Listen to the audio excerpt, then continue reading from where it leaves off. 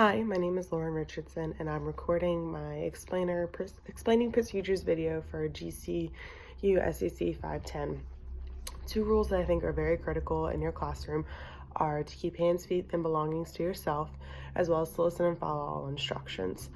And these two rules are very important because it helps a student have their own personal space in your classroom, as well as allows you to have undivided attention when you are giving rules to your class or explaining different things going on for the day's lesson, as well as when other students are up in the front addressing their classmates, or even just in small group sessions.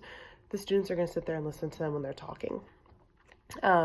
Tasks that are important to these rules are when a student enters the room to make sure they're putting their belongings inside their own personal desk, not spreading out, putting them on the floor, putting them on other students' desks. It allows each student to feel like they have their own personal space in your classroom. And then tasks for listening and following the instructions are to keep your mouth shut and ears open. I usually do the 2-finger sign sometimes in my class when my students really need to pay attention to me and they're just really off task. I just sit there and I go like this, and then ultimately every student in the classroom will eventually have their fingers up, and then we'll get started. Setting the stage is really important to create a class culture because they need to see you as the adult in the room and as the ultimate decision maker, but to know that they are also on a level with you that you will understand, respect, and appreciate their input.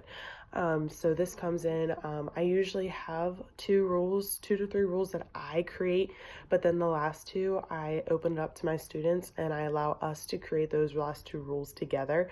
And we put it on a chart, we sign it, and that way whenever something goes wrong, I refer to those rules and say, not only did I make these, you made these, and we sign them into implementation in this classroom. And so that helps them understand and make them feel like they have a say in your room.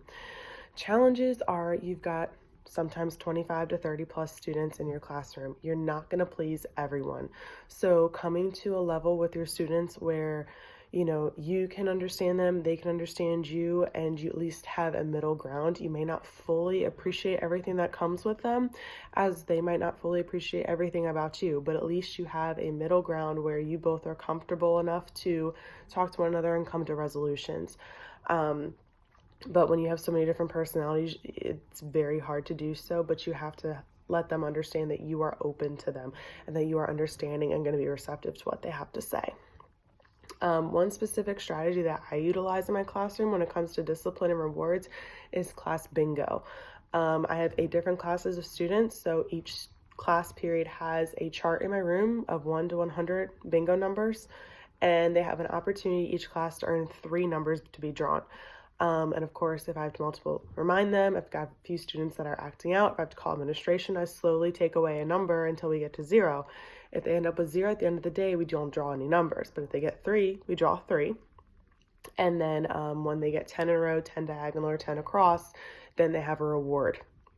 It's usually like class candy or a homework pass or like some extra percentage points added to a big project that they've got coming up.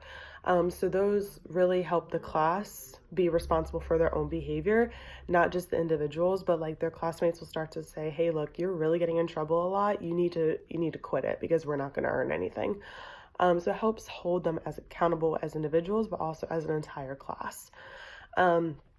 Technology helps with learning experiences and to make an authentic experience in my classroom through using like Jeopardy, Kahoot, and Class Dojo.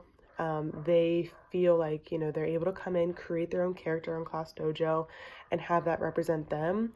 And I post pictures of what they're doing in class. Their parents can comment on it, other students can comment on it, and they just feel really involved. And then we use online quiz apps to help them review things, and their classmates can help build them up and help them review and help them study and understand topics that they might not be as strong on as other students. So I really enjoy building this and doing these procedures with my class, and I hope that you might use some of these strategies for you. Thanks.